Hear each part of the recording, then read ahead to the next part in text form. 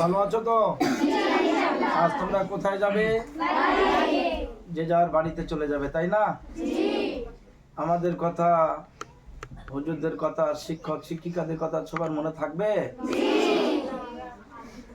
আমরা যদি সবাই তোমাদের বাড়িতে কোনো একদিন হাজির হয়ে যাই, আলহামদুলিল্লাহ।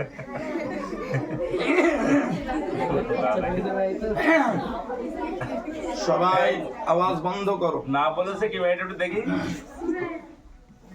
হ্যাঁ, সকাল 9টায় তোমাদের অভিভাবক অভিভাবিকাদেরকে নিয়ে একটা আলোচনা করার কথা ছিল।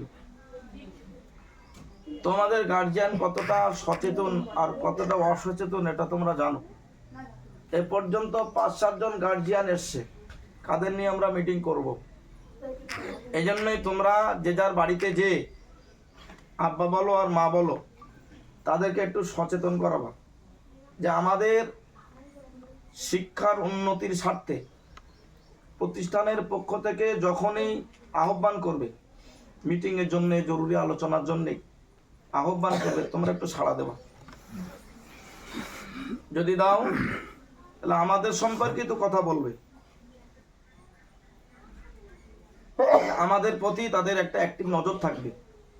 আর যদি তোমরা তাদেরটাকে সাড়া না দাও তাহলে কোনোভাবেই আমাদের প্রতি তারা অ্যাক্টিভ থাকবে না। এটা বাস্তব। যে সমস্ত বাচ্চাদের আব্বা আম্মা প্রতিনিয়ত শিক্ষক হোক আর শিক্ষিকা হোক তাদের কাছে যোগাযোগ রাখি, আমার বাচ্চাটা পড়া কেমন হচ্ছে, নিশ্চিত সেই বাচ্চাটার দিকে আলাদা একটা ফোকাস থাকে যে না, ওর আব্বু যে খোঁজ নিয়েছে, ওর আম্মু যে খোঁজ নিয়েছে, পড়াশোনা কেমন হচ্ছে, পড়াশোনার মান কেমন, এটা খেয়াল থাকে না থাকে না। এজন্যই প্রতিনিয়ত তোমার আব্বা আম্মাদেরকে শিক্ষক শিক্ষিকাদের সঙ্গে তোমাদের পড়াশোনার ব্যাপারে যোগাযোগ রাখতে বলবো, সামগ্রিক বিষয়। তো গার্জিয়ানদের নিয়ে আজকের আমাদের যে মিটিং করার কথা ছিল, যে কথাগুলো আমরা তাদের সঙ্গে শেয়ার করতাম, তার সারাংশ এই কাগজে আমরা দিয়েছি। প্রত্যেকেই এগুলো তোমাদের আব্বু আম্মু যারা পড়তে পারে তারা তো নিজেরা পড়ে নেবেই, আলহামদুলিল্লাহ। আর যদি পড়ার মতো সক্ষম না হয় তাহলে তোমরা পড়ুয়া আব্বা আম্মাদেরকে এটা পড়ে শোনাবে। প্রথম পেজ থেকে নিয়ে 3য় পেজ পর্যন্ত সুন্দর করে পড়বে। আমি সেগুলো একবার পড়ে তোমাদের শোনাচ্ছি, লাইভ হচ্ছে। তোমাদের গার্জিয়ানরাও এটা পড়বে, তোমরাও পড়বা, তৎসহ আপামর জনসাধারণ এটা পড়বে। আমাদের মাদ্রাসার নিয়ম ও কানুনের প্রতি তারা লক্ষ্য রেখে আমাদের মাদ্রাসার প্রচার প্রসার করবে, এটাই আমাদের মূল উদ্দেশ্য। তাহলে আমি পড়ছি, তোমরা সবাই শোনো। আসসালামু আলাইকুম ওয়া রাহমাতুল্লাহ। শ্রদ্ধেয় অভিভাবক অভিভাবিকা, আপনি আমাদের বড় বাকলা বিলদার মাদ্রাসা রহমানিয়া ও দারুল আইতামের এক সচেতন মান্যবর। আমরা আপনাকে স্মরণ করিয়ে রাখতে চাই যে আপনার সন্তানকে যোগ্য ও দিনদার হাফিজে কোরআন ও আলিমা হিসাবে গড়ে তোলার জন্য যতটা আমরা দায়বদ্ধ, তার চেয়ে বেশি দায়বদ্ধ আপনি। তাই আপনার সন্তান যাতে ছুটির দিনগুলিতে বাড়িতে অবস্থানকালে বাড়ি ও গ্রামের পরিবেশে প্রভাবিত হয়ে দিন ও দিন শিক্ষা থেকে বিমুখ হয়ে না পড়ে, তার জন্য মাদ্রাসা কর্তৃপক্ষ ছুটির সময়ে নির্দিষ্ট কিছু সহজ কার্যাবলী আদায় করিয়ে নেওয়ার দায়িত্ব আপনার উপর অর্পণ করছে।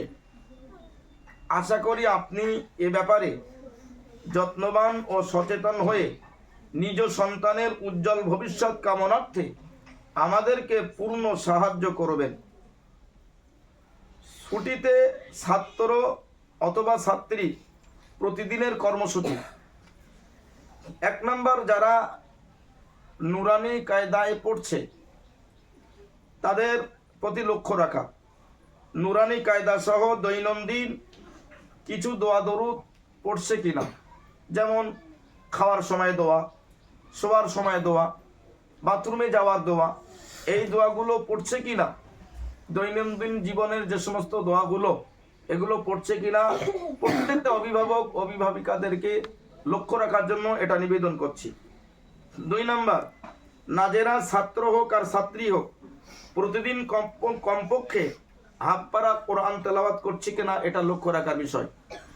3 নাম্বার, হিফজ বিভাগের ছাত্র প্রতিদিন কমপক্ষে 2 পারা কোরআন তেলাওয়াত করছে কিনা এটা আব্বা আম্মাদের লক্ষ্য রাখার বিষয়।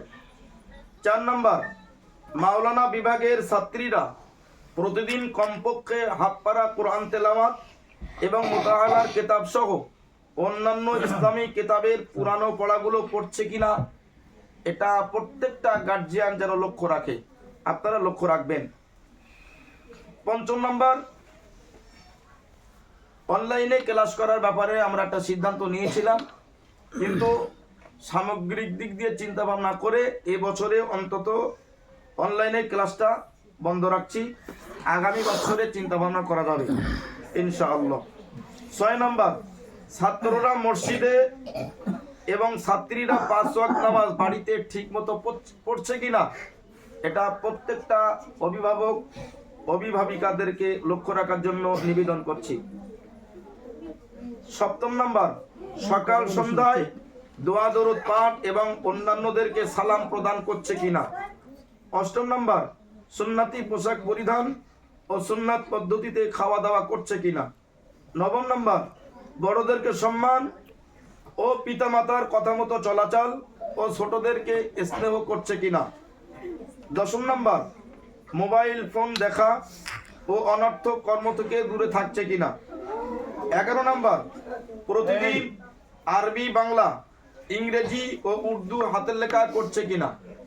কমপক্ষে 40 দিন তোমাদের ছুটি থাকছে, 40টা বাংলা হাতের লেখা, 40টা ইংরেজি হাতের লেখা, 40 পেজ উর্দু হাতের লেখা করে নিয়ে আসতে হবে।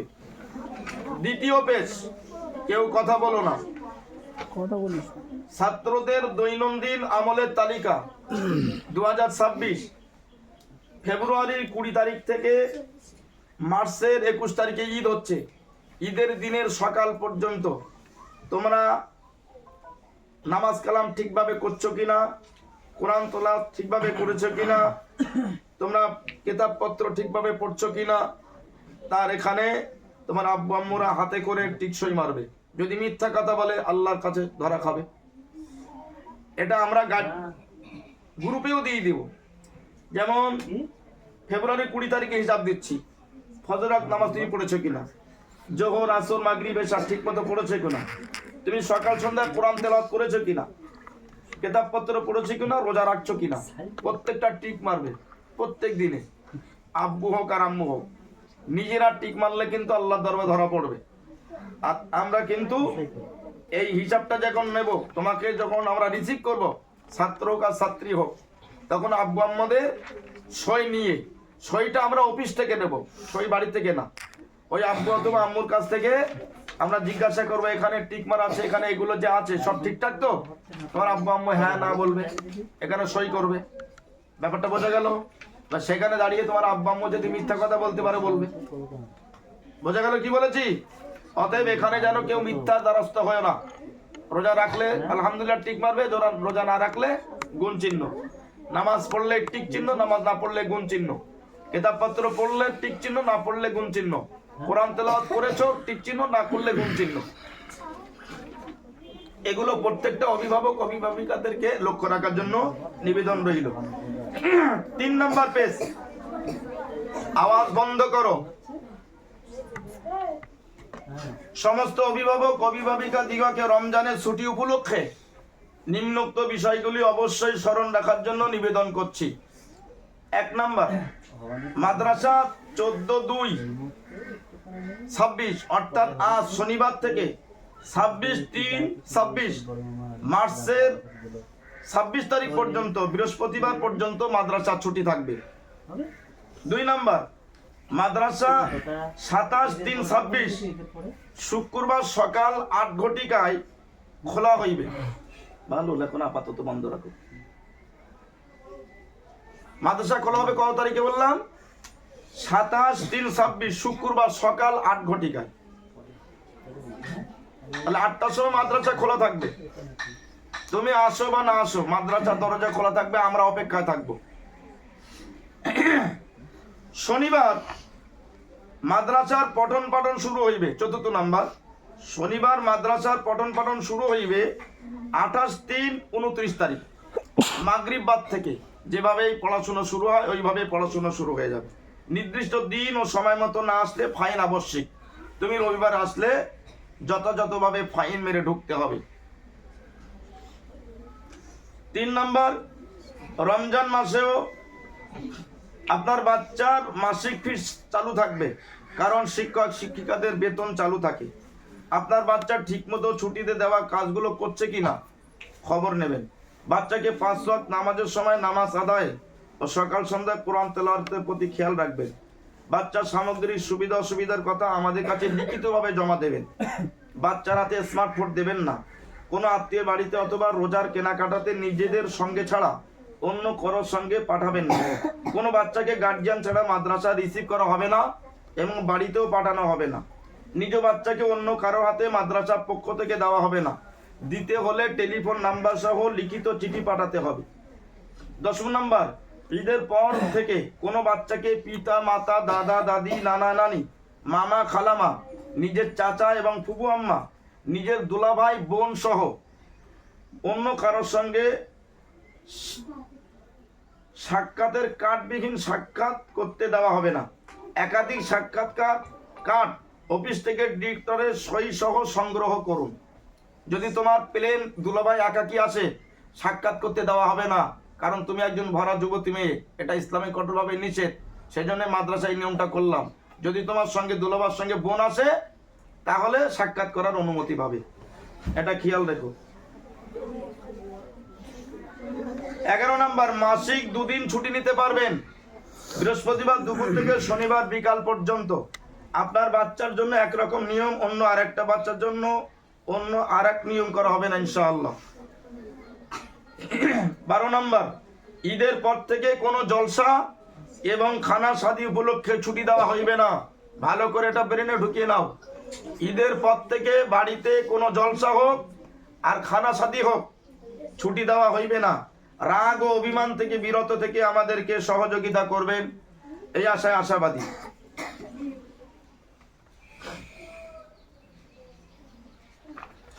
পরবর্তী কথা, তোমাদের মাধ্যমে গার্জিয়ানদেরকে বলতে চাই, তোমরা মাদ্রাসার সামগ্রিক খরচার ব্যাপারটা জানো, কেমন খরচ খরচা,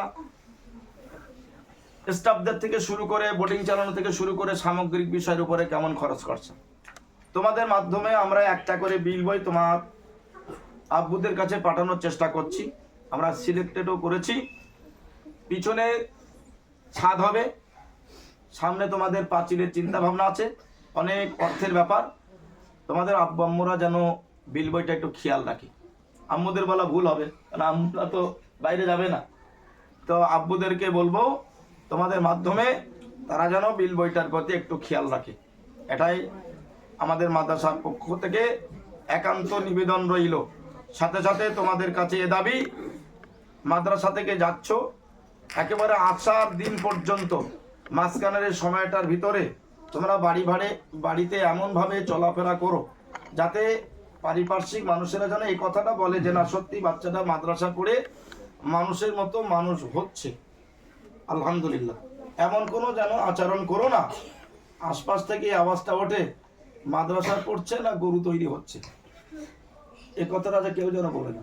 তাহলে এ কথাটা যদি কেউ বলে তাহলে তোমার আব্বা আম্মার যেমন সম্মান নষ্ট হবে, তোমার নিজের সম্মান নষ্ট হবে, ওস্তাদদের সম্মান নষ্ট হবে, মাদ্রাসার স্বচ্ছ ভাবমূর্তি নষ্ট হবে। অপরদিকে এ কথা বলার জন্য তুমি নিজে গুনাহগার হবে,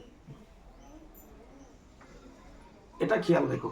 ছোট্ট করে দোয়া করে এখান থেকে আমরা সবাই বিদায় নেব ইনশাআল্লাহ। আল্লাহুম্মা আমিন। আলহামদুলিল্লাহি রাব্বিল আলামিন।